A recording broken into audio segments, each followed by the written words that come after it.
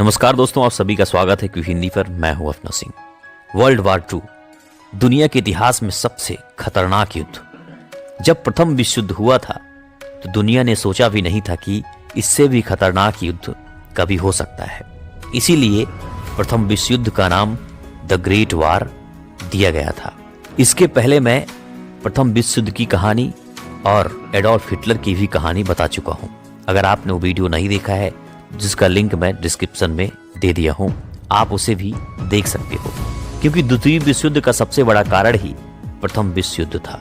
प्रथम विश्व युद्ध में जर्मनी की बुरी तरह हार हुई थी और जर्मनी की तरफ से उसकी सेना में एडोल्फ हिटलर भी लड़ रहा था और यह हार उसे स्वीकार नहीं था और वही कारण बना द्वितीय विश्व युद्ध का। द्वितीय विश्व युद्ध को ग्लोबल वार या फिर टोटल वार भी कहा जाता है। यह युद्ध 1 सितंबर 1939 से लेकर अगस्त 1945 तक लड़ा गया था। कुछ इतिहासकार इसे 1937 से ही इसकी शुरुआत मानते हैं, क्योंकि सिनो जापानीज वार 1937 में लड़ा गया था। सिनो जापानीज मतलब चाइना और जापान के बीच भयानक युद्ध। वर्ल्ड वार 2 में लगभग कुल 7 से 8 करोड़ लोग मारे गए थे, जिसमें से 5 करोड़ आम नागरिक थे, जबकि सिर्फ 3 करोड़ ही सोल्जर्स थे। इसीलिए इस युद्ध को ग्लोबल वार या फिर टोटल वार कहा गया। इस युद्ध में दुनिया 2 ग्रुपों में बटी हुई थी। एक थी एलाइज पावर और दूसरी एक्सिस पावर। एलाइज पावर में UK, France, USA, Poland, USSR, China, Greece ये सब कंट्रीज शामिल थे, जबकि एक्सिस पावर में जर्मनी, इटली और जापान शामिल थे। आप मैप के जरिए ये देख सकते हो कि एलाइज पावर में जो ग्रीन कलर का दिख रहा है आपको, वो सारे एलीट पावर में ही आते हैं, और एक्सिस पावर में रेड कलर का दिखने वाला सभी एक्सिस पावर में आते हैं। वैसे पूरी दुनिया किसी न किसी साइड जरूर थी, क्योंकि जो आपको येलो कलर में दिख रहा है सिर्फ वही देश न्यूट्रल थे। हमारा देश भारत भी एलीट पावर में शामिल था, क्योंकि भारत पर ब्रिटिश हुकूमत हुआ करती थी उस समय। द्वितीय विश्व युद्ध में जहां भारत ब्रिटिश हुकूमत के अंडर में जापान के खिलाफ और जर्मनी के खिलाफ लड़ रहा था, वहीं नेताजी सुभाष चंद्र बोस अपनी आजाद हिंद फौज के साथ मिलकर जापान की तरफ से और जर्मनी की तरफ से इस युद्ध को लड़ रहे थे। द्वितीय विश्व युद्ध का सबसे बड़ा कारण आखिर क्या माना जाता है? 1919 में प्रथम विश्व युद्ध के दौरान हुआ संधि, ट्रीटी ऑफ वर्साई, क्योंकि इस दौरान जर्मनी के बहुत सारे हिस्से कई सारे उसके पड़ोसी देशों ने कब्जा कर रखा था, और उसका एक मुख्य कारण था पेरिस समझौता।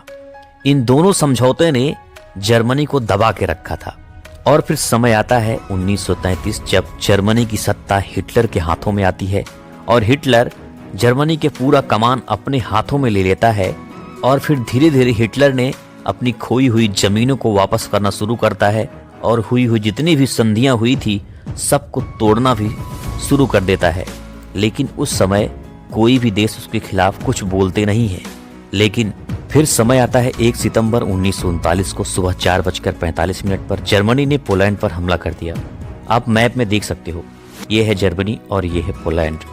कुछ ही घंटों में लाखों जर्मन सैनिक पोलैंड में प्रवेश कर गए। करीब 1 माह के युद्ध के बाद पोलैंड पर जर्मनी का कब्जा हो गया। फ्रांस और ब्रिटेन पोलैंड की कोई मदद नहीं कर पाए। आप देख सकते, ये है फ्रांस और ये इधर यूनाइटेड किंगडम मतलब ब्रिटेन मौजूद है। करीब 6 माह बाद हिटलर के निशाने पर फ्रांस और ब्रिटेन थे। उधर इटली में दूसरे तानाशाह मुसोलिनी की यूरोप में रोमन साम्राज्य की स्थापना के रूप में सत्ता विस्तार की लालसा बढ़ गई।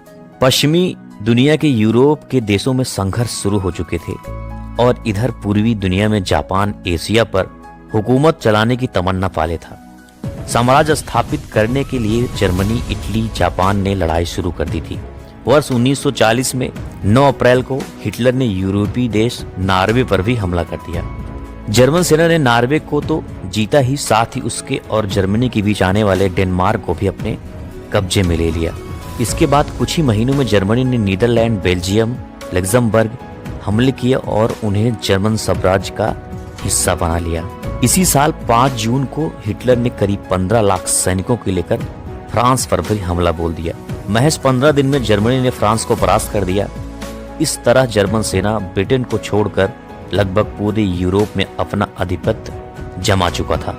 इसके कुछ ही माह बाद जर्मनी ने ब्रिटेन पर भी हमला बोल दिया और इन दोनों में घमासान युद्ध चला। कई महीनों तक यह युद्ध चला। आखिरकार इसमें हिटलर को सफलता नहीं मिली और उसने ब्रिटेन के साथ युद्ध रोक दिया। उसने ब्रिटेन से बाद में निपटने का विचार किया और रूस से बिना किसी कारण के ही युद्ध की शुरुआत कर दी। और यही हिटलर का सबसे गलत फैसला साबित होता है, क्योंकि हिटलर के पतन की शुरुआत यहीं से शुरू होती है। रूस की सेना के सामने जर्मनी नहीं टिक सका। लाखों नाजी सैनिक मारे गए। रूस की सेना ने जर्मन सैनिकों को खदेड़ दिया। इसके बाद जर्मनी ने अमेरिका के साथ युद्ध की घोषणा कर दी, जबकि अमेरिका और जर्मनी के बीच कोई दुश्मनी थी ही नहीं। इसका सबसे बड़ा कारण था जापान। जापान ने 7 दिसंबर 1941 को अमेरिका के पर्ल हार्बर पर हमला कर दिया और इसके 4 दिन बाद ही हिटलर ने अमेरिका से युद्ध की शुरुआत कर दी।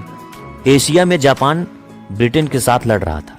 जर्मनी का अमेरिका से युद्ध करना बहुत ही घातक साबित हुआ। 6 जून 1944 को अमेरिका, ब्रिटेन और अन्य मित्र देशों ने मिलकर अपनी सेना यूरोप में घुसा दी, जर्मनी पर हमला कर दिया। इससे पहले 1943 में ही इस सेना ने इटली पर भी कब्जा जमा लिया और वहां के तानाशाह मुसोलिनी को भी पकड़ लिया। कई माह चले इस युद्ध में जर्मनी पस्त हो गया। जर्मनी की हार और तानाशाह हिटलर का अंत तय हो चुका था। 30 अप्रैल 1945 को हिटलर ने खुद को गोली मारकर खुदकुशी कर ली। हालांकि हिटलर की मौत को लेकर अब भी एक रहस्य माना जाता है। हिटलर के अंत के साथ जर्मनी की हार हो गई और यूरोप में दूसरा विश्व युद्ध समाप्त हो चुका था। लेकिन अभी इधर एशिया में तो युद्ध जारी था। जापान ने मित्र देशों की नाक में दम कर रखा था। जापान ने अमेरिका तथा चीन के कुछ आइलैंड पर कब्जा कर लिए थे। अमेरिका ने पहले तो जापान को परमाणु हमले की चेतावनी दी, लेकिन जापान इससे भी नहीं माना। फिर आता है 6 अगस्त 1945, जब अमेरिका ने हिरोशिमा पर परमाणु बम फेंक दिया, जिसमें लगभग 2 लाख लोग मारे गए। इस पर भी जापान अपने अभियान में रुका नहीं और फिर 9 अगस्त को दूसरा परमाणु हमला नागासाकी पर अमेरिका ने कर दिया, जिसमें भी लाखों लोग मारे गए। और इसके बाद इस महाविभीषिका के साथ दूसरा युद्ध भी समाप्त हो गया। वैसे इस तरह का हमला बहुत ही गलत था। इसका परिणाम आज भी लोग भुगत रहे हैं। दोस्तों, द्वितीय विश्व युद्ध समाप्त हो चुका था। इधर भारत पर अभी भी अंग्रेजी हुकूमत थी। ब्रिटेन यहाँ से भारत को कंट्रोल करता था और द्वितीय विश्व युद्ध के साथ जापान का पतन और उसके साथ साथ नेताजी सुभाष चंद्र बोस भी 18 अगस्त 1945 को लापता होने की खबर आ जाती है। लेकिन ब्रिटेन इतना कमजोर हो चुका था, वो ज्यादा दिनों तक अब भारत को अपने कंट्रोल में नहीं रख सकता था और द्वितीय विश्व युद्ध भारत की आजादी का सबसे बड़ा कारण भी था। उसके कुछ ही सालों बाद भारत आजाद भी हो गया था। तो ये कहानी थी द्वितीय विश्व युद्ध